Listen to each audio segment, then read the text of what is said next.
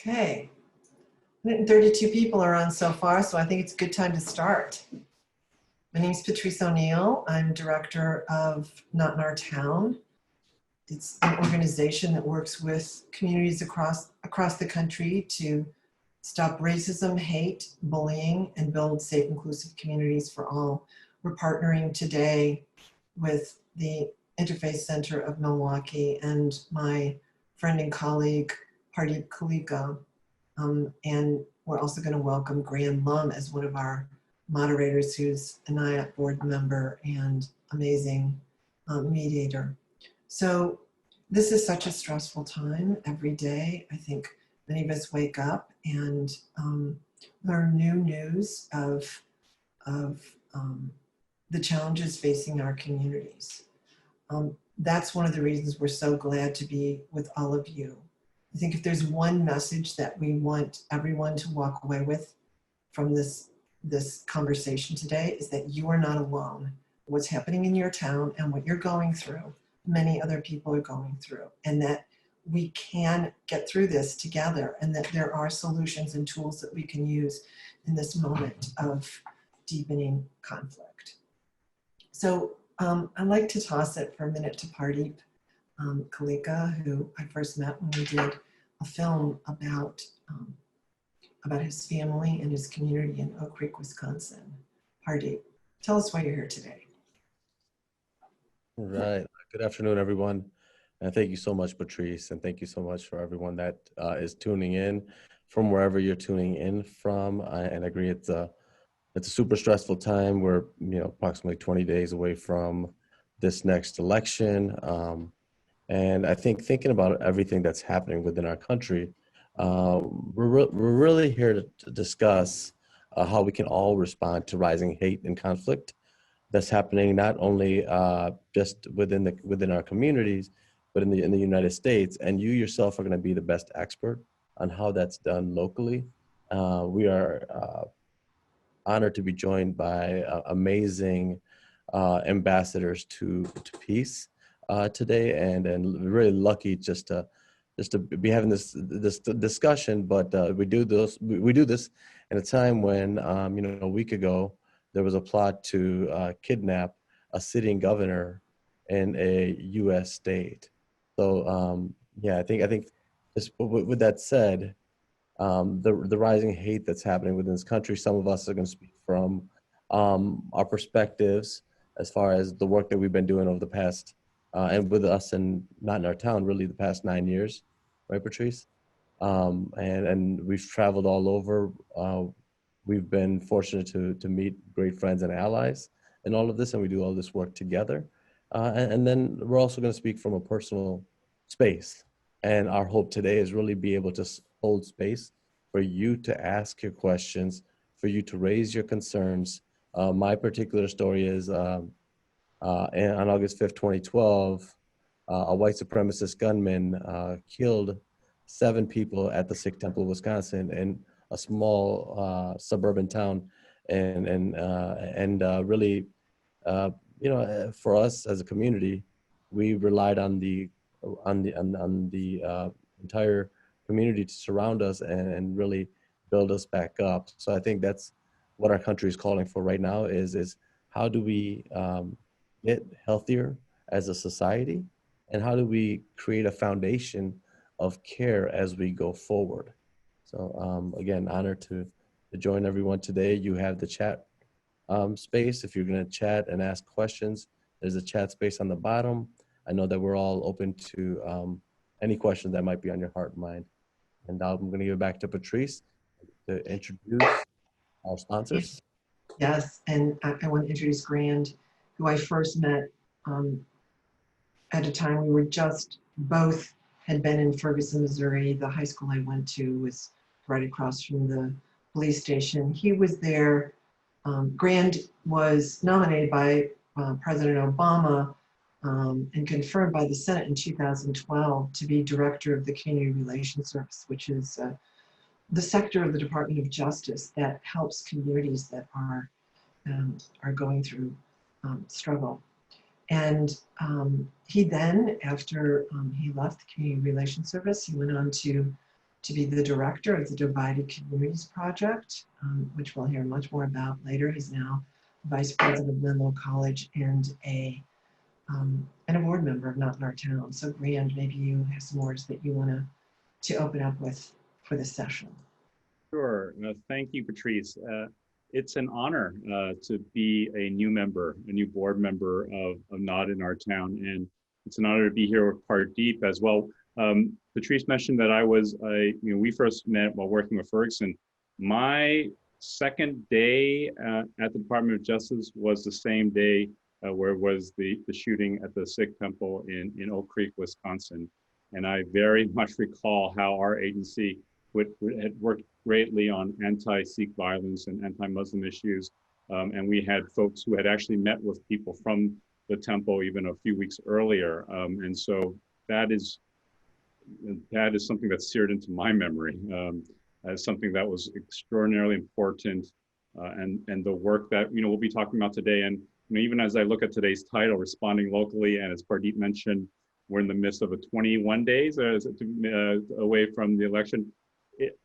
All politics are local, all responses are local, and what you all do in your towns is so important to how do we deal with hate and conflict. And I'm really excited to be seeing some folks today who I think are experts who will be talking to you as well. And I'm privileged to have a couple of my colleagues here from the Divided Community Project. So thank you to Patrice for, I think, spearheading this, and I'm looking forward to an important conversation today.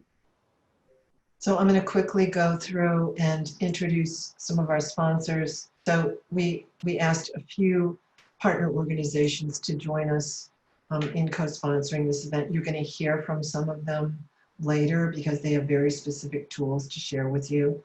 And then I want to just briefly introduce some of the panelists that you'll be hearing from, and then we'll hear from them. So Thomas Battles and Carl Smallwood from Divided Communities, and Rachel Brown and Samantha Owens from Over Zero. We're about to get into a conversation with them, but we wanted to share the agenda with you and then provide a little bit of context. So let's go straight to the agenda so you can see what's going to happen in case you need to take a break. So after Pardeep and I go through some little background about where we are and some of the reasons that we wanted to do this today, I'll interview Rachel Brown and Samantha Owens about their resiliency guide that they produced for Over Zero. Incredibly powerful tool and much needed at this time. Then Grand will interview Thomas Battles and Carl Smallwood about the Divided Community Project. They have been working in cities across the U.S. to help them create scenarios that will prepare them and help them deal with conflict. Then we open it up to a conversation with you.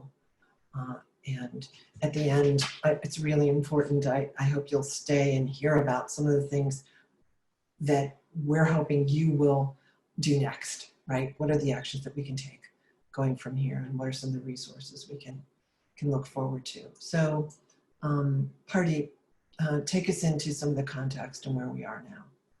Next slide, Jeremy. Okay, so what's at stake?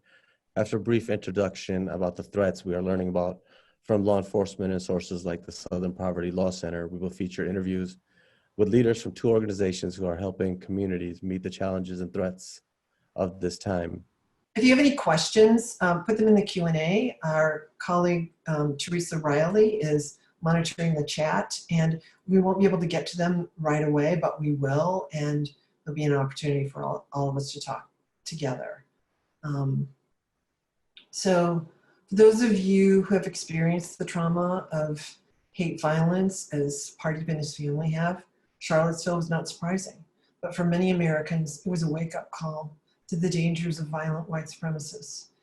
In our last session that many of you attended, we featured the stories of families who lost loved ones to hate violence, including the Jabara family, the Collins family, and Susan Bro's daughter was killed by a white supremacist in Charlottesville.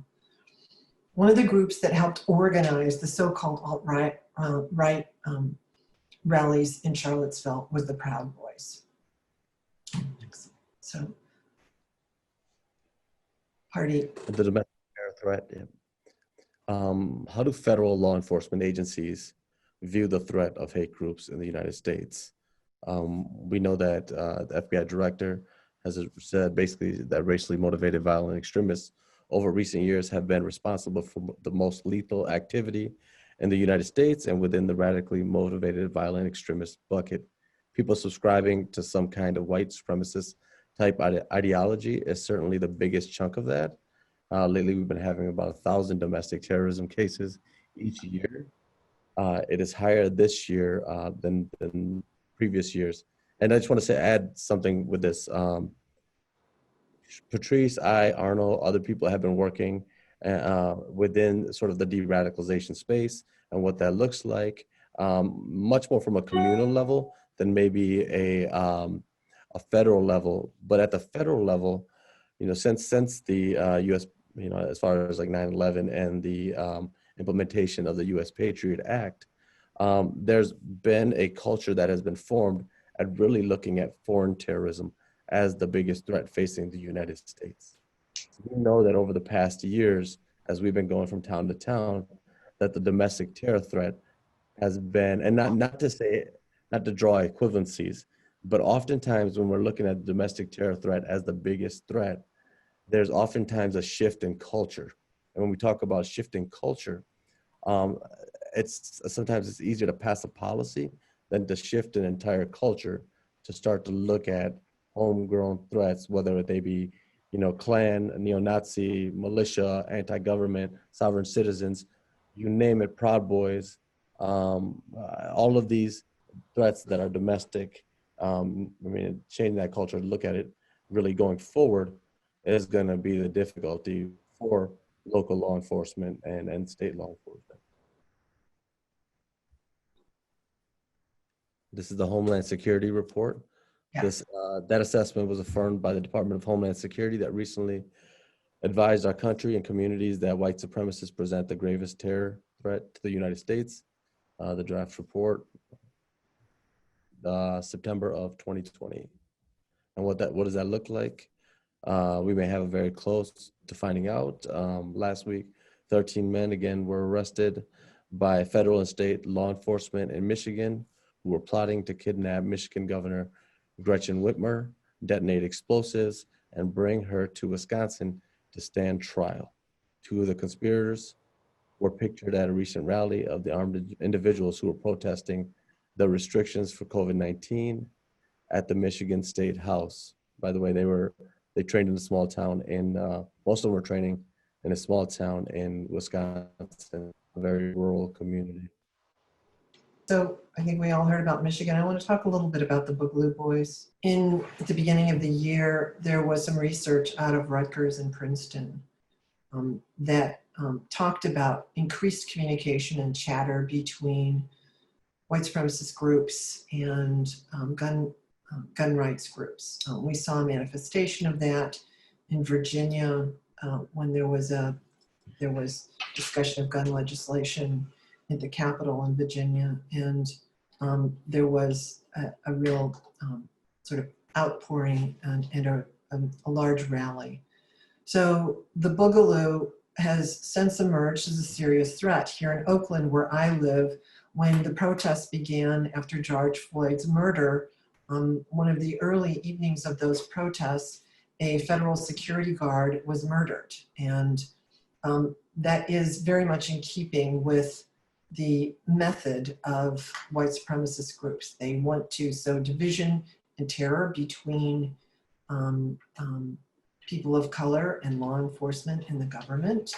No one was caught, but there was a lot of speculation about who may have done that. Was it protesters? Was it Antifa? Several weeks later, the perpetrator was caught. Before he was caught, he killed a sheriff's deputy in Santa Cruz County. He was very much identified with the Boogaloo Boys movement. We've seen them be very active in the reopening issue and protesting at state houses about reopening. It is not just the Boogaloo that is organizing that. They've been very much involved in those activities. So the Boogaloo refers to a movie the concept is that the Boogaloo is the new civil war, and that is what these groups are looking for, a way to create an atmosphere of chaos so that a new civil war can take place. So we wanted to just sort of steep you in things that may be obvious to you and that you have been following in the news already, but there's a context to this discussion. And I think the point is not to have us say, oh, this is big trouble, there's nothing we can do, but to remember that we are much bigger, much stronger, more powerful than this, and that there is so much we can do to mitigate this threat, to deal with this threat. But we need to understand that it's out there. We can't be in denial. We can't think that these things aren't happening and that everything's going to be just fine after November 3rd or not. That the threat is here, it's real, and that we need to take action in order to address it. So one of our most powerful methods of inoculation is to stand up to racism. So it's important to let our communities know that they can't give in to the fear that these groups are trying to instill. So we can and respond with resilience, and that really brings us to our first set of experts and guests who have been studying this for a while. I want to say that I feel so strongly about the positive nature of this message, because we have learned from Not in Our Town communities over many, many years. Here are a few of them. Oh, it looks like Berkshire, Ohio. That's actually the Berkshires in Massachusetts. But here are examples of some of the communities that are active now and very much in this fight to stop racism and hate and build inclusion. So you are the experts who will be relying on moving forward. Thank you so much for all you're doing. So I want to now turn it over and introduce our amazing guests, Rachel Brown and Samantha Owens, who have created a new resiliency toolkit. Their organization is called Over Zero. And I'm so pleased and honored to have them as guests today.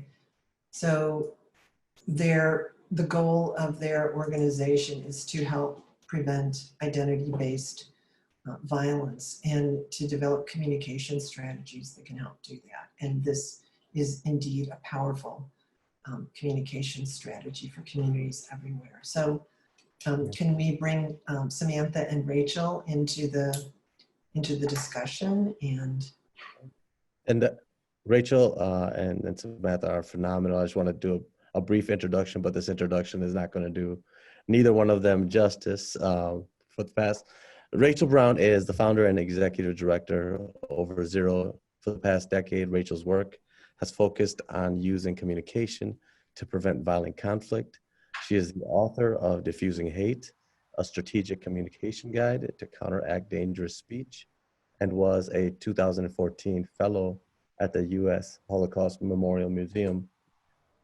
Simon, well, I can't even pronounce that, Rachel. Simon Scott, it's spelled very interestingly. Simon Scott Center for the Prevention of Genocide. Rachel previously founded and ran CC, oh my goodness. CC Niamani, you're doing great. A Kenyan NGO that pioneered new strategies to build local capacity for peace building and civic engagement. And Samantha Owens is a regional director in the United States for Over Zero. Her experience includes developing training and strategic communication campaigns to prevent extremism among youth in Bosnia, art-based initiatives for conflict transformation and human rights, and communication campaigns to prevent youth homelessness in the United States. Rachel and Samantha, welcome. Thank you so much. And thanks to our co-hosts, to all the organizations that have partnered to do this, and of course, everyone for being here. We're going to start with a brief tour of this resiliency toolkit. So I'll share my screen before we go into conversation with Patrice. And I just want to say our organization has an unusual name, Over Zero. And it's because any number over zero can't be divided. And so really at the core of our work is this idea of resilience. What does it mean to build a society that is not vulnerable to these different attempts to divide it, to things like the type of hateful and dangerous rhetoric that might do so. And this particular toolkit we really built for this moment of increased risk, and where we were hearing from a lot of partners that we work with on longer term initiatives that this moment around the election felt like a flashpoint, a moment that could bring underlying vulnerabilities, conflict, division, the targeting of different communities that we've already seen, the type of speech we've seen grow over the past years, and really take it to a new level. And so what this toolkit does is it provides an approach to enhancing resiliency. And it really gets to what Pradeep was talking to at the beginning of asking, what can we do now that increases our ability to respond, to be responsive and adaptive in this moment of risk and uncertainty, where we can't predict exactly what and when we'll need to respond to, but we do know that we are in a moment of enhanced risk. And how do we do it in a way that actually fortifies a foundation to build a healthier society that's less vulnerable to these types of division, to hate in the first place? And so what we talk about in this toolkit is how to build a local resiliency network.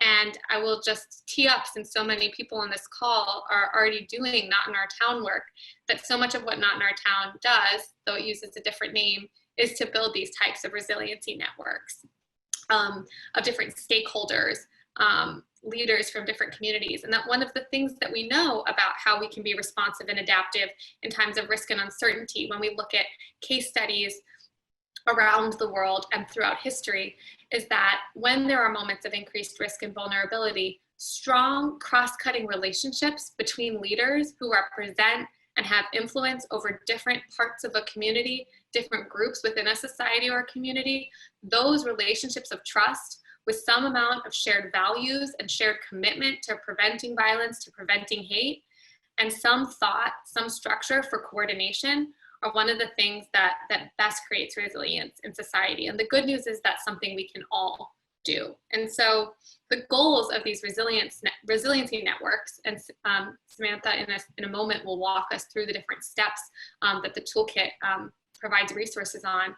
But the fundamental goals here are to address existing levels of ongoing violence, right? So not just to say we're okay with where we're at, but to use the structures we're building to address the risks, the vulnerabilities, the violence we already face, to have that relational infrastructure and that communication infrastructure in place to respond to any triggers or escalating events and reduce the potential for violence. In the event of triggers, escalation, increased tensions. And then finally, if violence does happen, to mitigate and address its impact, to prevent violence from begetting more violence, from being used to fuel justifications and calls for retaliation and revenge. And so with these three core goals and this broad approach in mind, Sam will take us briefly through the 4 steps we outline in the toolkit. Thank you, Rachel. So as Rachel has spoken to, many of you are already operating within these resiliency networks. You have these strong foundations. So I want to just ground us in that before I go through these steps. So step 1, as we outline in the toolkit, is to really build or bolster your networks, to make sure you have the necessary relationships in place. So this includes taking stock of your existing network, which leaders and stakeholders you're already connected to, who you aren't connected to yet. And really critical within this step is to ensure that you are connected to groups that are currently facing discrimination, marginalization, violence, who have historically faced these things or who are at risk of facing these things during the election cycle. It's also important to consider who has been doing this work long term, as well as other influential leaders. So people who have a large platform play a major role in the communication ecosystem. So this is really important. All these players are really important in order to develop a platform with which you're able to both really collect information, really keep your finger on the pulse of what's going on the ground, as well as influence multiple segments of society across your community, and to do these things in a coordinated way. So again, this is really about laying the foundation for collaborative and coordinated action by ensuring that you have the connections necessary. So this might mean reaching out to organizations representing different marginalized groups, faith leaders, local elected officials, business leaders, and so on. And with limited time right now, what we are really encouraging groups to do is to at least do a review of their connections and where they have gaps, and then reach out and have those initial conversations with people you don't already have close relationships with. So having those initial conversations before something happens really, really matters.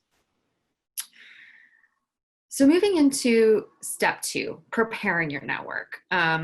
Once you have your network, and again, speaking to folks on this call, many of you already do, it's important to really get on the same page. You can work together to analyze sources of risk and resilience, and this can be done really thoroughly. We have, you know, in the toolkit, we have some really thorough worksheets and exercises, or it can be done through a simple conversation. But having some sort of shared understanding goes a long way. Then you can take stock of your collective capacities for response. This includes considering which audiences different people in your network can reach and how they can reach them. So who in your network has access to really collect information from different groups of people, and who has influence within those groups. Also thinking about the different skills and capacities for response that you either have within your network or can gain access to. So does anyone in your network have mediation training, social media savvy, training on nonviolence? And what are the different types of knowledge and skills that you have access to will allow you, again, to mobilize more quickly in the moment. Third, you can then think about really creating a monitoring and response structure once you've really built and bolstered your network and prepared by taking stock of your existing resources, skills, connections. So it's important to think about how you will monitor events and how you will coordinate or make decisions when responding to any crises. So again, we include tools in the toolkit for doing some basic scenario planning and building a decision-making process. Again, that saves time and really allows for faster and more efficient collaboration and cooperation in the face of a crisis. We also really recommend getting familiar with some of the best practices for rapid response messaging prior to a crisis, and especially understanding things to avoid so you don't inadvertently do harm. And I won't go into detail about this right now because we have limited time, but again, this is included in the toolkit. So finally, and this shouldn't surprise anyone, you're all people of action, which is why you are on this webinar, but taking proactive action is really critical. It builds a foundation for response, and it also gives a network practice working together, meaning that you can build that muscle for coordination and response. It also means that responsive action and communication rests on a really solid foundation of prior coordinated action. And with that, I will wrap up this overview of our different steps. We'll go more into more depth about the different tools that we have available following our conversation with Patrice, but that is an overview of the process and the model and the approach that we are really putting forward in terms of building community resiliency.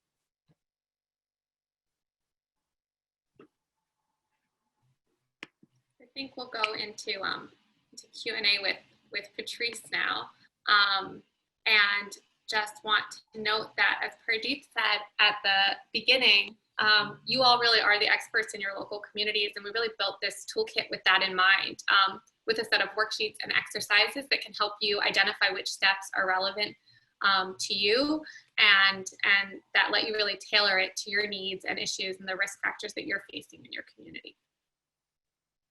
So thank you so much for walking us through that. I really encourage all of you to download this guide, get it as soon as possible. We are working on a tailored guide that includes NIAT activities and integrates some of the messaging that we share with our communities. It's so powerful, and the advice is incredible. I really appreciate it. It's the things that we know. We build a stakeholder group, and Bob in the chat, a man named Bob Jones, who said, what about the groups that already exist, like League of Women Voters, like the Rotary, all these things? That's exactly right. Those organizations, many cities, many NIAC groups, but many communities already have communication structures in place between city leaders, school board members, the active civic groups. I think that the important ingredient that Not in Our Town groups bring in, and some other organizations do as well, is we have to have communities that are targeted by hate be involved in these discussions and be part of this process of change and building resilience. So that communications and that structure, of course, stakeholder groups becomes really super important. So I want to go to some questions that I have.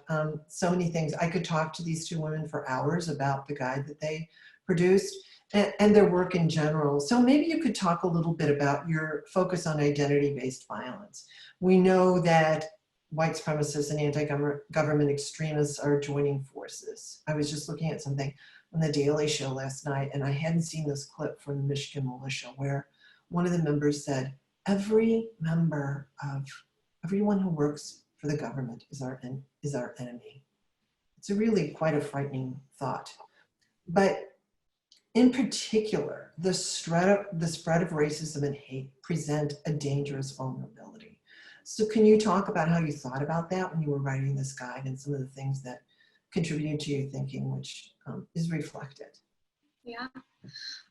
So as an organization, we're really founded with this mission and this vision that are solidly about preventing identity-based violence, and of course racism, the types of group targeted violence we've seen in the U.S., both history and recent, absolutely fall into that category.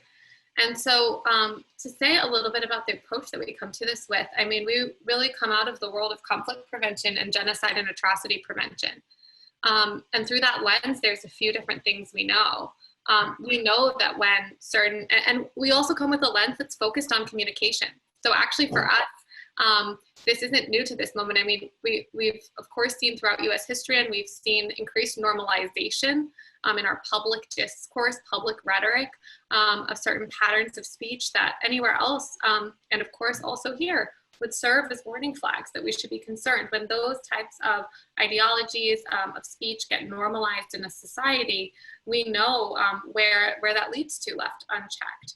And I think that because we have the benefit of history, because we have now so much knowledge from groups and people throughout history and around the world who have stood up to this type of violence and this type of hate, we have even more of a responsibility, right, to recognize it when we see it and to understand and take responsibility for what each of us can do.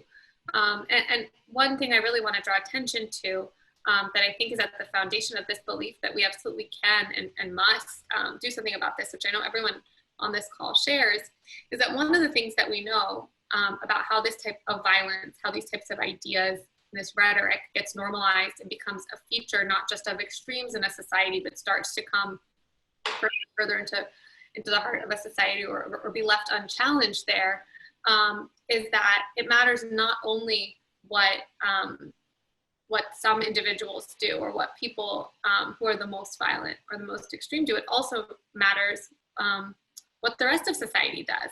Do people fall silent? Do they say, this is too hard to get involved with? This seems political. There's nothing I can do. What I do doesn't matter. It matters that there's an absolutely strong setting of norms, activating of cross-cutting identities, movement to show up in solidarity and support when communities are targeted. All of that matters because we're thinking about society as a whole and the overall societal fabric. And so each of us then has a responsibility and can do something to build in ways that healthier foundation to address issues that emerge and not to leave them unchallenged and as sort of the last word. And so with this toolkit, I think that's really the focus. The question is, how do we proactively create this infrastructure, this relational infrastructure, this communication infrastructure, this capacity for response that lets us respond to emerging and heightening risks, but that also lets us come together and say, what is it that already exists that we need to address? And we know that these are problems that need to be solved collectively. They require collaboration. They require listening, understanding, taking action, both within and across different groups. And so I would say at a very broad level, that's some of what's behind our approach here. It's so much about building relationships. It's about, and many cities have already done this, but if you haven't, the time is now. Building those relationships, that contact, that sense of collaboration, and that communications tree, so that we can work on this idea of shared values that reject hate, that reject racism, that promote inclusion. And when you talk about those social norms, I think that we've all seen this incredible, frightening shift about what our community values are. What are they? They're becoming increasingly divided. And I think it's essential that those people are on this call, the people that you know, the people who are leading your towns and cities who do reject hate and intolerance, who do want a civic space that is respectful and of everyone, and at the same time has this idea that we all need to be safe and included in our towns. So I so appreciate that. And one of the things I wanted to talk to you about is the context setting that you offer in the guide, where you encourage communities to understand what has happened in the past that may make it difficult for them to get through the conflicts of the present. So can you talk about how you've seen that work in the past and why you think that's so important? Yeah, I can jump in on that. I think that looking at the past is present. There's just no way to separate it from what's currently going on. So looking even at different white supremacist movements, people like the Proud Boys or the Boogaloo Boys, they are joining a long line of violent white supremacist movements in the US. And a lot of the rhetoric they use, a lot of the cases that they cite are things that have been around for, hundreds of years. So looking at these historical tensions, looking at the stories that get passed on from generation to generation, you have to understand the past to really understand the underlying risks that are going on in a community. The same way that you would maybe, not want to do a Band-Aid approach for another issue. You really want to get to the root issue. You want to treat the underlying reasons. To treat those underlying reasons, you have to look at all these broad contextual factors. You have to look at different histories of marginalization, violence, oppression, and especially when we're talking about political violence and election violence in this country, you have to look at our own history of political violence and election violence, specifically, the instances and at times and in places widespread practice of voter intimidation by different armed groups, or narratives of intimidation, or threats of violence. These things, while they may feel new because the norms have shifted so rapidly, There is a long history of these things happening in our own country that we really have to understand how we've gotten here, how communities have gotten here, what the underlying fault lines are, and how we can coordinate around them. Because if we're just playing whack-a-mole, if we're just being responsive to immediate threats, immediate tensions that are bubbling up, it's going to be a lot harder for those things to go away, right? Rather than understanding the really deep underlying causes of what's making those things bubble to the surface in the first place. I think about Ferguson, for example. I didn't grow up in Ferguson. I came from a neighboring town, and that was the place that was downtown for us. But I learned later that it was a sundown town. I didn't know that. Understanding that context and that history of racism and segregation that is embedded is so important as a context to what's happening now. There's a film that I did called Fire Next Time. It's How I Met Teresa. It was on POV. It was about deep conflict in a domestic terror cell that emerged there. And the tension ended up being between environmentalists and people who had lost their jobs in the resource industry and anti-government extremists. And those were deep underlying tensions that had to be surfaced and understood before you could understand the conflict and tensions. And that's hard. And it's really hard when you're in the middle of rapid response. But having someone in your town who can name these things and service them, you can't solve them. You cannot put a salve on history. You have to acknowledge it, right? And I think that's such an important part of your guide and our work moving forward. We have to acknowledge the harm and acknowledge the trauma that exists there. We cannot fix it necessarily immediately as we're involved in this rapid response, but we have to acknowledge it in order to move forward effectively. So there's so much more I want to talk about. I'm really feel thwarted by the time and how much we have to discuss. Is there anything in particular, if there were two things that you'd want people to pull out, and again, I hope they sign up to get the Not in Our Town guide as well, but the two core messages leaving this event from your resiliency guide, what would you want people to do? Like right now, 20 days out from the election, what would you want them to do to help address tensions in their town? Well, maybe we can cheat a little bit, and I'll say, Sam and I talked before, I'll say a couple, but if Sam wants to add another one. I think for us, one of the biggest things is opening lines of communication and relationships, having some of those initial calls, knowing who's on your list of people that you would call, taking stock for a moment and saying, who am I missing on this list? Like, who do I need to be connected to that I'm not connected to? Opening up those channels of communication that can let you mobilize or coordinate if you need to, and having at least some level of shared understanding and commitment to a set of values. And then the second thing is anything you can do to take proactive action in your role as a leader or with your network. Not to talk about violence or all that, but actually to say, this is who we are. We know in moments of uncertainty and conflict, people gravitate towards leaders who say, this is who we are, rather than just, this is who we aren't. And so using that platform to set a norm and say, this is how we're showing up for each other in this contentious moment can be a really powerful thing. And I'll see if Sam has any last thing to add.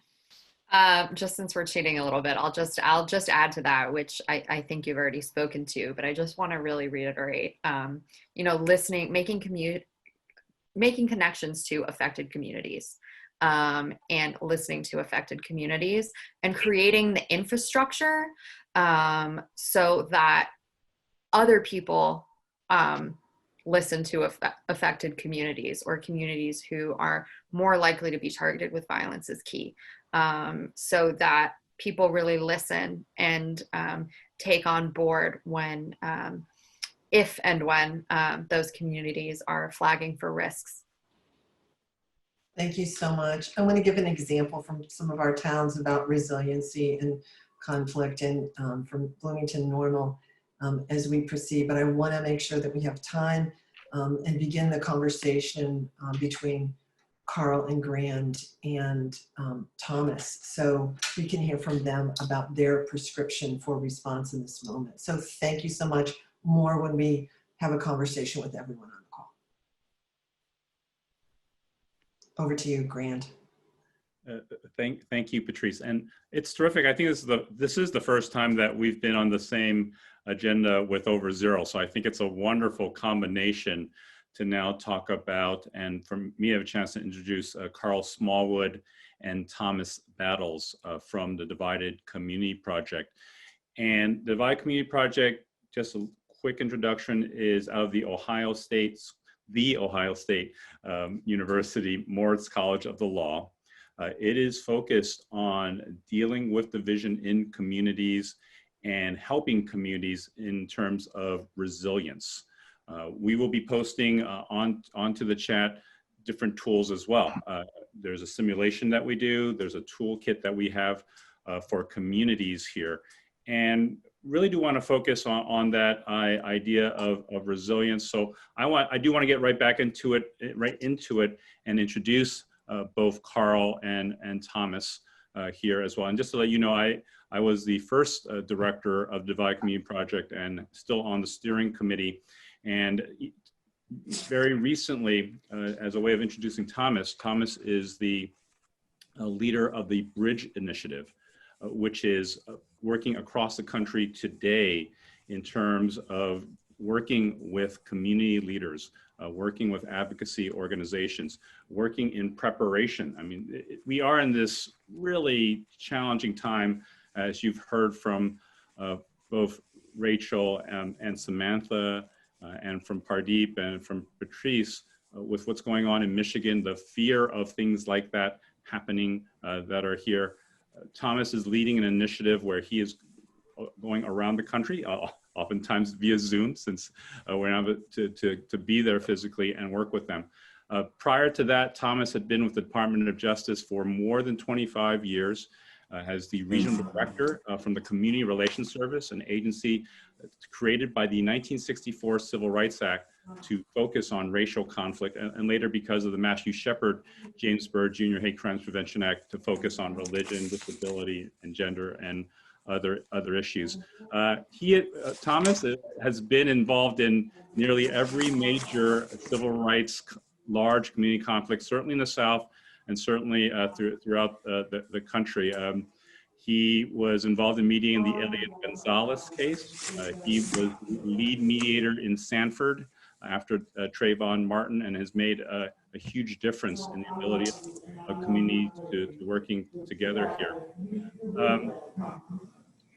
And just to make sure all the people are muted here. I'm hearing a little bit of background noise, but I want to ask Thomas, and I'll introduce Carl in a moment when I turn to him. We are in this moment of high political disputes. Thomas has worked in many of the Republican national conventions and Democratic national conventions with a lot of conflicts, and we hope to get to that.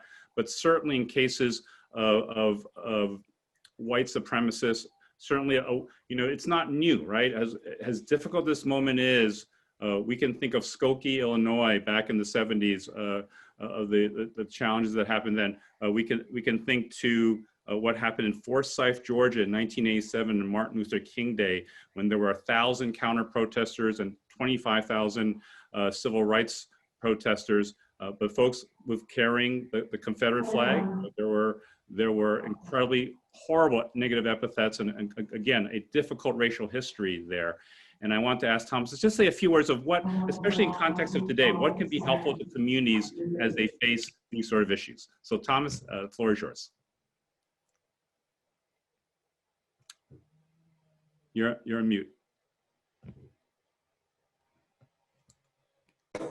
Thank you. It's good to be here with all of you in this trying time that we're in. As you said, I've been around these kinds of issues for quite a while, and it seems it's not getting any better. In fact, it seems it's getting a little challenging and worse. The Forsyth case in Cummings, Georgia, brought to mind David Duke and his folk got arrested that day. Hosea Williams called for a march in Cummings, Georgia, and they were bringing to the attention that African Americans in that time, people of color, couldn't live in a city. The coalition of people came together to speak. Again, not in this town, if you will. And they were raising the conscience of that community. And my regional director, it was a sudden call on the governor to bring out the National Guard, that this coalition had come together to say to that community of Cummings, not in this town, that you all could do better than this. So over 15 to 20,000 people came to Cummings, Georgia to say not in that town. And I saw a 6-year-old white kid with a sign that said James Earl Ray, American hero. And of course, I'm sure that kid had no idea who James Earl Ray was. Of course, he was the man that killed Dr. King, but that was taught somewhere in the home. And so we saw that as a backdrop, and I was in the early year of my career. But I can fast forward the tape at the University of Florida, where Richard Spence spoke on the college campus of the University of Florida, and I would direct many of you to the University of Florida as a model on when hate speech comes to your town. It's a great model in terms of planning on how to engage when hate speech comes to your town. And it's online, so you might want to take a look at that. But I would also say when municipalities are challenged with dealing with hate speech, one of the things law enforcement, the coalition of law enforcement and multi-agency teams come together and they engage the event to plan together in coalition. The city leaders, the law enforcement community, the communities come together to say not in our town, to plan, to deal with those kinds of situations. And when we were there at CRS, we would develop contingency plans. And sometimes communities plan alternative events to try to discourage the city leaders on the community from coming to those events, to discourage so that the hate groups don't get the big audiences like they got, let's say, in Charlottesville, which turned out to be a real tragic type situation.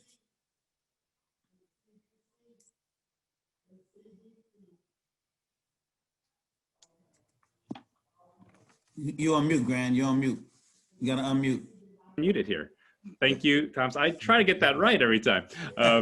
So just to let folks know, Carl has posted already to the chat the different guides. There's the wonderful guide that the first one is about facing community unrest, effective problem solving that have been used in other communities. We have brought together leaders from throughout the country, including Patrice has come to some of our sessions about giving the best practices for doing so. And Thomas, I think, has reinforced the one about consulting with community leaders. And Rachel and Samantha talked about that as well. Just a quick note is, Pardeep comes to this, and I've come to this as a big one. When when there's an alleged white supremacist who shot people in a Sikh temple, I think Samantha talked about this earlier, which is you have to get to some of the underlying causes. When there is a tragedy, how is resilience built? I have worked with Sikh leaders throughout the country, national leaders and local leaders, and how important they focused on. We worked with the FBI. It took 3 years with the Civil Rights Division within the uniform crime reporting. When there's hate crime reporting that you've seen, there was not included in it Sikh, anti-Sikh, Buddhists, and other religions. It was because of the work of working closely with community that over time, Robert Mueller has one of his very final acts as FBI director put that in so that would go into the uniform crime reporting. So, and over the years, when we were at CRS and working with law enforcement, I saw a question there. It is educating law enforcement, right? It was at that time, Thomas and I both worked at the Department of Justice in educating law enforcement about the Muslim faith, about the Sikh faith, in doing so in a larger context. So I think that's important as well. I want to introduce very quickly Carl Smallwood, who was a successor to me and in wonderful hands as the co-director of the Divided Community Project. He was a partner for many years at the preeminent firm in Columbus, Ohio. He was the first Black president of the Columbus Bar Association and the president of the National Conference of Bar Presidents as well. We are very fortunate to have him leading it. And we've done worked more recently, some that we can't talk deeply about. We have certainly worked, for example, in Portland, Oregon with community leaders and dealing with what many of you have heard that's been going on there. One situation that I'd asked Carl to talk about and connected to some of the best practices from the toolkit that that we've put into the chat is in Bloomington, Indiana, there's a big farmers market there, a big deal within Indiana. And it was found that one of the vendors had a white nationalist background. And we worked with the mayor and with many of the city leaders on that. Let me turn it over to Carl for that. Thank you, Grant, and thank you so much for having us today. This is a wonderful conversation. As Grant said, the controversy that we were invited to become involved in Bloomington related to a vendor who had ties to white supremacy in this farmers market. And the farmers market really was sort of a community market, a wonderful gathering place for residents in Bloomington. And when this information about this white supremacist connection came to light, there was controversy and protests that took place at the market. Citizens who were engaged and active and wanted their voice heard were speaking out, and were speaking out there. The protests escalated, and it came actually to a point in October of last year where the market was closed for about 2 weeks. Before that occurred, the mayor had reached out to the Divided Community Project, and Grand and Thomas really are mediators. They're people who bring people together to try to solve problems. And Bill Johnson, who was also one of our Bridge Initiative mediators, former mayor in Rochester, New York, former head of the Urban League there, was asked to go to Bloomington, met with the mayor. I mean, one of the things you have to do in this circumstance is consult with community leaders. So he went to Bloomington, met with the mayor, with 9 city officials, met with 37 other community leaders. Over Zero talked about all of the other parts of the community that are so important, the different racial and religious groups that are the fabric of the community, and often marginalized during the course of events that culminate in something like what happened at the farmers market, because it became clear that it was about more than simply one vendor's relationships with white supremacy. It was about racism. It was about anti-Semitism. It was about anti-immigrant sentiment that was bubbling below the surface in Bloomington. And when we got involved in the community and spoke to all of the community stakeholders there, and this was at a time when you could do so, in person, fortunately. Nowadays, it will have to occur virtually for the most part. But once we did that, you then have a group of stakeholders in the community, university leaders, advocacy group leaders, members of the affected communities that are injured by these activities and associations. And that puts the mediator and the community then in a position to develop a process to address the underlying issues. And I'm going to, I know our time is short. I'm going to talk about a tool in a minute that will help leaders be more proactive, because I think that's critically important for people out there watching. Thank you, Carl. Embedded in some of those were, how do you create safe avenues to listen? And, I think that's terrific. Certainly consulting with community leaders and framing. How do you frame things so that there's a commonality, a sense of how do we move forward? We don't have too much time. I want to get one more thing in with Thomas, a question, one more Carl, and then I know we want to get into large group conversation. I could talk to Thomas for hours. He has done so many things. I mean, he's worked with the Westboro Church and some of the issues that they've had. Certainly, the work of the protests that happen and some of the conflicts that happen within the Republican National Convention, Democratic National Convention. I certainly remember being out in Denver when there was the Democratic National Convention there, and it was it's such a zoo with so many protesters everywhere here. So Thomas, I'm going to give you the choice.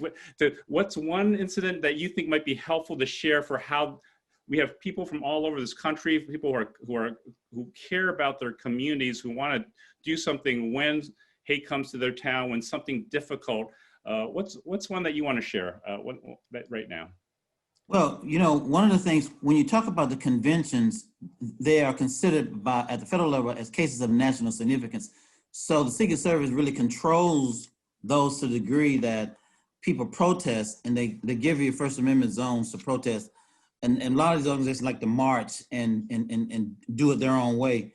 And so there's coordination between the national law enforcement security and then the sheriffs and people that rove and as these people march. So when we're out there with them, we're negotiating. So these hate groups like Westburg, they target LGBT organizations. So when the LGBT groups and pro groups like that march, the Westburg groups really like to get in their face. And so the goal is to try to keep them apart from each other. But the Westburg like to get in their face and target those types of organizations. So we try to develop contingency plans and we try to do self-marshaling. And so I remember vividly in Tampa when the Westburg group and the LGBT community went at it pretty tough, pretty hard. And we really, that was really a challenge for us to try to keep those two groups from going at it with each other, literally to keep the violence down in those situations. At the RNC convention in Tampa and in Charlotte, but Tampa in particular. Mm-hmm. But the goal is, as I said, when these organizations come to your town to engage it, then you can plan, you can coordinate with law enforcement, you can meet with the Fusion Center, which is a communication unit, you can meet with the intelligence unit to look at the threat level, you can determine where do you want to keep or keep away high profile people that may be the targets of violence. The communication with the Southern Poverty Law Center and the ADL, very important in those kind of situations because they can tell you a lot about those organizations and what their trends and habits are in those types of situations. I would also say that when you talk about the bridge initiative and divided community, Carl talked to you about one situation, but we're probably in about 10 cities right now looking at events and activities going on. And of course, I tell you, the elections is very much on our radar. And I was on the phone this morning with the Civil Rights Division. And if we get an opportunity, I have a phone number they've given me for a number that some of you can call if you got some concerns about some things that you might be worried about in your community, at least one person. And I know that the election department is putting together another number, but one number in particular I'll have for you that you can call when you've got a complaint. They'll probably refer you back to local law enforcement, but I do have a number for you. But again, when hate comes to your town, the key thing is to embrace it. Don't run away from it. The threat assessment's already been done by the law enforcement and intelligence unit. You have to deal with your local law enforcement unit because that's the first responders in those type situations. Yeah, good. Thank you, Thomas. You made me think of a lot of things. Certainly, the work that this is slightly different, but when there was what happened at Sanford, Thomas was excellent at bringing together Al Sharpton's group, Jesse Jackson, with law enforcement, working with the mayor's office. So it was an engagement in a positive way there. And certainly, when I think of situations of difficulty, it is that sort of coordination that's incredibly important as well. I'll turn to Carl. Carl was actually, before he became director of the Divide Community Project, was a client. We had worked with Columbus, and one of the tools he's going to be introducing with, I actually had the pleasure of running the simulation where Carl was within it, and we persuaded him as powerful that he should be part of this project here. So Carl, why don't you say it? I think it's important to leave folks with more tools as well here. Yeah, what we found, we developed the guides that I posted in the chat room, and we've developed a checklist, which is much, much shorter, and I'm trying to figure out a way to get it into the chat room at the moment. But what we found is that some of the learning we've done is not really of interest to community leaders until they're in crisis. Mm-hmm. And so one of the tools we've developed is a way to assess community leaders' readiness to address circumstances that challenge trust in a community. We've developed 2 simulations, one for campuses, one for cities, that arise out of immigration conflicts. National policies that are very much anti-immigrant, local policies that are much more pro, and circumstances within the community that have given rise to hate speech, that have given rise to incidents. The simulation asks the leadership team of a city or the leadership team of a college to assemble and be prepared to address what's going on in their community at a press conference in 2 hours. And then we let things unfold in real time and inject things for them to deal with as those 2 hours expire. And what they find is that all of the things that they think would be great ideas to have in place are things they don't quite have in place yet. And that's why I said being proactive is so important. But putting them under that sort of a stress test, and we can run this simulation in your city. We've run it with college campuses, and very recently we run it with cities. And in fact, on our website, the mayor of Columbus, Ohio, talks about his experience in the simulation. But let me leave you with this thought, because I know, as I said, that's a tool. And what it does is it causes people to then apply all of the lessons that we hope they will learn, to consult with each other, to collaborate, to get the stakeholders at the table who aren't at the table, to make sure they're listening to more deeply for the injuries in the community and addressing those. And one of the important things in this time is to encourage leaders to speak out. Your voice matters. And we encourage you to use your contacts and to persuade other community leaders outside your silo to speak to the issues.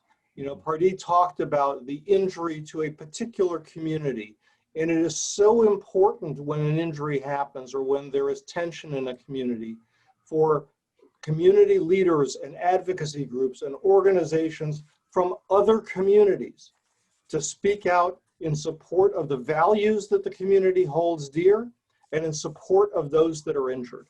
So if I get to end on one point, it's sort of your voice matters, but expand the reach of your voice using the tools at your disposal. Thanks, Grant. Thank you, Carl. I'm going to turn it back over to Patrice.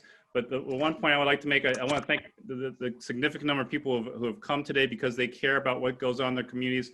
I hope all these examples share. The one thing that keeps coming to my mind is, have you heard the saying, a rising tide lifts all boats? We're faced with these troubles, but if we can support each other, right, whether as leaders, a community, whether it's our identity-based issue or it's a form of allyship that I think is called for here as well. So thank you for your time. I'm going to turn back over to Patrice. Well, thank you for this amazing presentation and for your message, Carl, which I think really resonates. There are amazing people on this call, and they can be the change makers, the stakeholders who do express those values. And that is the essential message of this entire event. What can each of us do? What is our role? And I thought that was just such a spot on message for all of us. We can't walk away from this discussion without seeing and feeling our own agency in this moment and the power we have to project and reinforce positive values and to acknowledge what's happening, right? And to really help be there and support our communities. I think that these 2 organizations have created really vital resources for us now, and we will do everything we can at Not in Our Town to try to get them out in whatever way we can to not just NIAC communities, but the people that we work with and our partners, who you're going to hear from a little bit. So Pardee, I know you and Teresa, we've been looking at some of the questions. They're powerful and amazing and difficult, but I think really good. There's a few of them that I just kind of want to knock off because they're so important. Like Ann Van Dyke sort of asked about hate incident reporting. And I think this is a really important thing that you can look to from communities that we work with. I'm working with the LA versus Hate Project. They're now having 211 sessions, 211 sessions where you can report hate incidents. And Nevada, California has online hate crime reporting. So there's some examples that we're happy to share on NIAT.org, and we'll try to get more of those to you. They will also be in the guide, the resiliency guide that we share with Over Zero. So Pardeep, any of the other questions that you want to try to take on or toss to our panelists? Sure, I just want to, you know, a lot of people asked about what they can do within their own communities. And with that said, I think, you know, thinking about Rachel and her talking about relational infrastructure and how we can develop that within our own different spheres of influence that we have. 30 years ago, when measured on as far as like trust and media, 75% of people, approximately, research shows that trusted the media. Fast forward to today, it shows only about 25% people trust mass media. There's very much an existence of conspiracy theories, of paranoia, of fear, and a lot of mental sort of, and then just communal mental stress that our society is facing. And COVID-19, everything. So I think for us, what we can do individually is really develop an infrastructure of relationships, of trust, and this means trust as I think it was Thomas said, with law enforcement. And all of this doesn't mean that you need to let go of your conviction on what you think is right. There needs to be reform, there needs to be change, but at the same time, communities need to be working with one another and working together. And really, I think that's what we can do within our own spheres of influence. Last shooting that we had was, unfortunately, it was the Miller Coors shooting that happened in town. And like Carl said, that oftentimes we have to kind of rally around that, and we have a few hours to kind of develop a response that was bigger than the hate crime that was committed. So the response needs to be stronger than what was done to you. And if you can proactively, and I do think that we are going to go to a place where we're going to be looking at proactive prevention of not only just mental health, but public health and law enforcement. And we're going to find a way that hopefully society is spiritually a bit more healthy than it is right now. Some of the other questions coming out, and kind of just looking at the questions and the replies, are really, I know that Rachel has put into the chat the link for the toolkit. Those toolkits can be worked. You can utilize that to work with, you know, your different agencies, public, private sectors, education, profit, for profit. All of these agencies can be working together. And yes, and I think Samantha mentioned this, in the context of stress that exists historically and today, there's going to be people who might not want to come to the table, but for a greater good, you can bring people that might not otherwise work together. They would work together to prevent, and we can all agree that preventing violence against people is something that we can all maybe hopefully agree upon. So I think this is so powerful. Many of the questions have to do with you know, everyone wants the guide, which I think is really important. The other question that becomes really important is, how can my town become a model? There's a question from Charlottesville and from several people in Charlottesville after they've been through so much strife.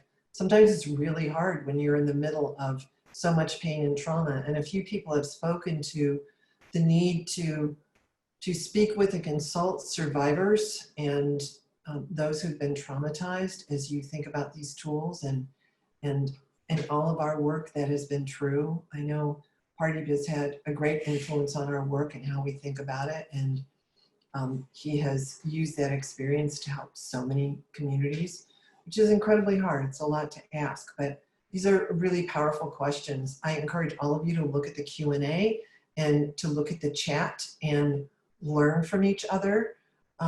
So another question that I think is important is, can some of the panelists speak to whether there are ways to combine the interests and instincts of mediators who diffuse conflict and the interests and instincts of activists? Can one person group do both? Is it possible there are some ways to work through these challenges? And I'm going to ask for really quick responses to that, because we're going to get to some of our partner organizations who are offering resources to do that. So, so does anyone want to take on that question from Paul Sheridan in West Virginia? I'll take a shot at it in this context.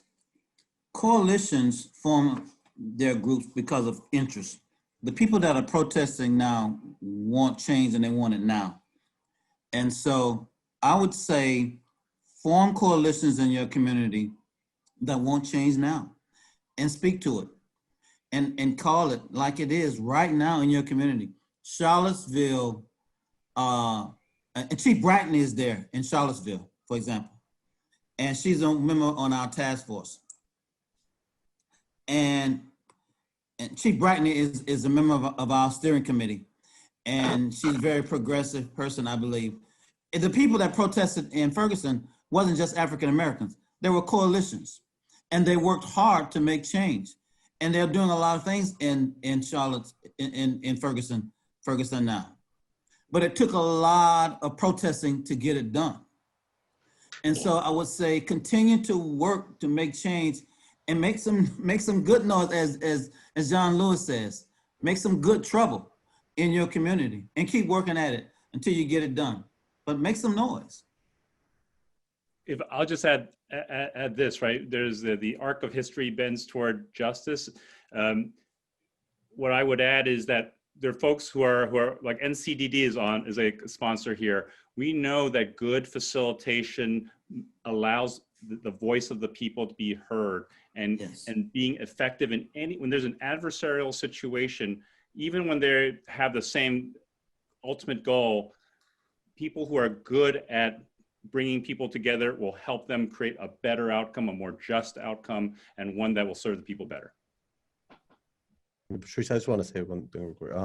We have a city in Wisconsin, and there was an officer-related shooting and this particular officer ended up shooting 3 unarmed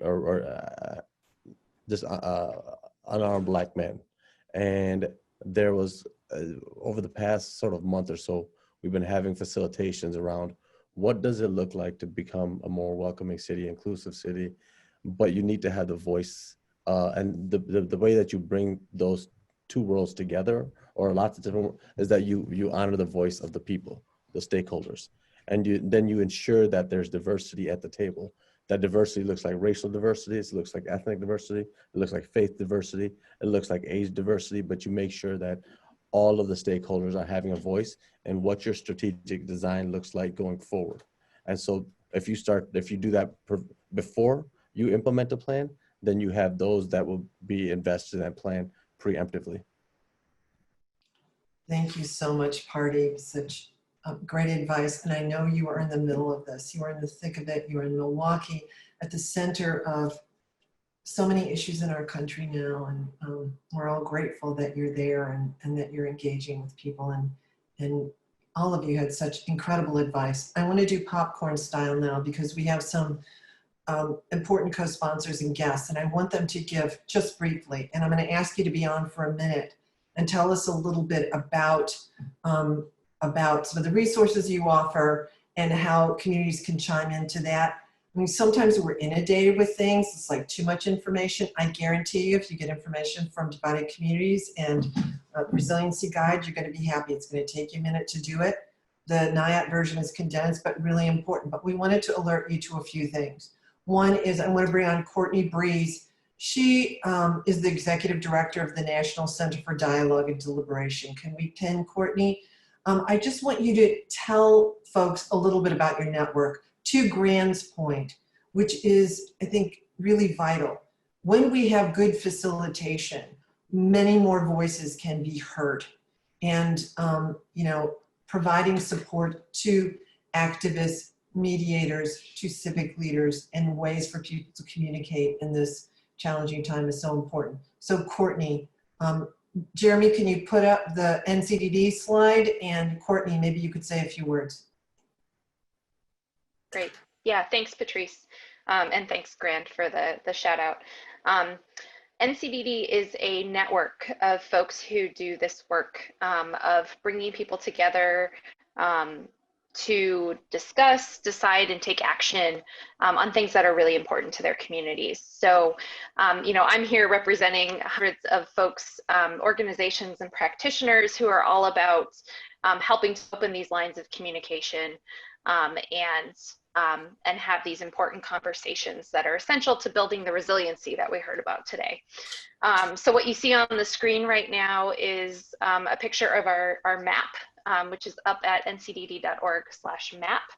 And I just want to point out two things. One, our members are fantastic resources to you all as you look for help in starting some of these conversations. So think of us as perhaps, you know, one of the parts of your connections, your network that you're building at the community level.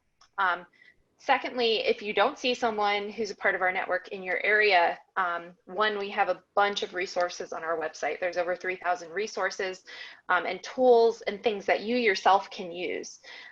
So, you know, I encourage you to check out what we have available to you. We think that it's really important that no matter what, the lines of communication are open in our communities, and we can find ways to talk to one another, to find better understanding, and to make decisions on what are really important. So I'll leave it at that for today, but thanks, Patrice, for giving me a moment to say hi. And this has been an awesome event. Great. So I want to call next on David Fox-Estrin from Together We Remember. One of the things that's important is finding place also where people can gather. So David, I don't know, can we pin David so that he can come on? Two things I'm hoping you can talk about. One is just briefly tell us about resources you think Together We Remember can bring to this moment, the connections to the Holocaust centers. And also just some of the work that you're trying to do to bring together groups who are working the space. Certainly. Thanks, Patrice. So when I'm not the Zoom DJ behind the scenes helping facilitate these sorts of events, which is what I was doing for a little while here, I do lead Together We Remember. Our whole mission is to turn collective memory into collective action to end identity-based violence and make the idea of never again, a world without genocide and mass atrocities, a reality once and for all. We have found that working with Holocaust, genocide, and human rights institutions, institutions with expertise in collective memory, they have both moral and strategic mandates to engage with students, educators, civic leaders, and they also train thousands of law enforcement officers all across the country. So it's really interesting with these community-based institutions what they can do. So we've built a national and now global coalition of these institutions, and then we're working to bring folks like Rachel and Samantha and others who have expertise and distributing that through these Holocaust, genocide, and human rights centers. But in addition to that, something else that we noticed is that there's so many great things going on, but a lot of that is happening in silos. And just today we've heard and learned from so many different folks and voices across the country. So what Together Remember has stepped up to do is to raise its hand and say, hey, can we create a sort of hub of hubs of where this work is happening? That way we can better support each other and map, okay, maybe you're in Cincinnati, you might be in Seattle, in Portland. There's existing networks doing this work, and let's connect those dots. So several things that we're offering really clearly is one, we're going to be setting up sort of like a Slack space, if you're familiar with Slack, where there'll be a national communication channel to share information with each other, where hopefully you'll find folks like Not in Our Town and other folks that were here presenting today. You'll also be able to create city-specific conversations. And then beyond that, we are going to be hosting, co-hosting weekly office hours with our friends at Over Zero and Thought Partnerships, and hopefully many others will join us from today's call, where if you're in Seattle or Louisville or Charlottesville, you can come on and reserve 10 or 15 minutes and just share, this is what's going on in my community. Can you help me work through a certain situation? We can do some activities together in that way. So those are a couple things that we're doing. And then finally, we're centralizing resources. So today you've heard about a ton of different resources. It's hard to keep track. We're working with Thought Partnerships, one of our colleagues, to centralize those resources and make them available. So if you are interested in any of that, I'm sure you can reach out to Patrice, who can connect the dots, or I'll share my email in the chat as well, and just reach out to me, and we'll do some more dot connecting as well. But thank you, everyone. Thanks. I want to make sure that we have time for the Bridging Divides initiative, but Jack McCormick, can we put up United Against Hate Week? Because I want to go beyond resources to action step. We can't leave this space without thinking about action. Jacqueline McCormick is one of the founders of United Against Hate Week. She is Chief of Staff to the Mayor of Berkeley. Jack, are you still on? Can you speak with us for a minute and talk about United Against Hate Week? This year, we knew that many people would be active on the election, so the week has been called for November 30th to December 6th. Jack, are you online? Yes, I am. Can you hear me? Yes. Okay, great. Really happy to be part of this very important conversation. United Against Hate Week started about 3 years ago when, after the 2016 election and after the tragic events of Charlottesville, Proud Boys and hate groups came to Berkeley basically to protest Berkeley values. The community came together and created these signs that said Berkeley stands united against hate, that went viral throughout the whole Bay Area. And from that action, on an annual basis now, we get together and try and focus the community for one full week through social media, through events at libraries, bringing folks together, watching films, having discussions about what it means to build resilience and build community to stand up against hate when it happens. So that's our little bit of action. We're growing organically, nationally. We are connected to NIOT and thrilled to be part of that organization. Their website is unitedagainsthateweek.org. We also have tools on that website to give communities ideas of things they can do during the week. You know, we are challenged this year, but we're hopeful to have our communities hold online forums, online films, but definitely to promote the week. And just as a reminder to folks that as a community, as communities, we are building the base to stand united against hate when it happens. Really, thank you so much, Jack. If you go on to the Get Involved section, there are 20 ideas for action. Go online, you can see some of them are possible to do it for social distancing. So I hope that you go on that site and find some actions you can take in your town for November 30th to December 6th, and let us know so we can share it with others. Neeland, or I think, who's reporting from Bridging Divides before we end today? Sure, it's Shannon. Thanks so much for having us, Patrice. And in the interest of everyone's time and afternoon, I won't share our bigger slides, but it's great that our website there with our resource map is already up. As Patrice was saying, you know, we're at Princeton, but our initiative is really focused on giving people at every level current information about what's happening and to share resources so it's easy for people to engage in their community. And the goal is to build a foundation of trust and cooperation in communities so that people can overcome the challenges we face. I think that's, from what I've heard today, that's what brings people together. So we're so happy to be sharing some of our resources. You'll see if you go to our site as a dot map, like you can see on this, the slide right now, that includes 4 national networks, including NCDD and 3 others. And those are organizations that you can see, organizations and chapters you can see in your local community. You'll also see something we call the ecosystem map, which is referenced in the Over Zero guide that you learn about, and also is just a general resource to see recent events around peaceful demonstrations, but also instances of political violence in your community, so indeed you can inform yourself or use it as an advocacy tool in your engagement. So I'll drop a chat on the kind of how to access that different data. And just thanks so much for all the work everyone's doing, and feel free to reach out through the site or this group if you have questions about how the data we do have can be customized to your efforts. It's crazy powerful data, I must say. And the monitoring you're doing on outbreaks and incidents is amazing and really difficult to do. And I appreciate it, both the, you know, sort of setting the alarm, and also offering solutions in connection with others. So thank you so much.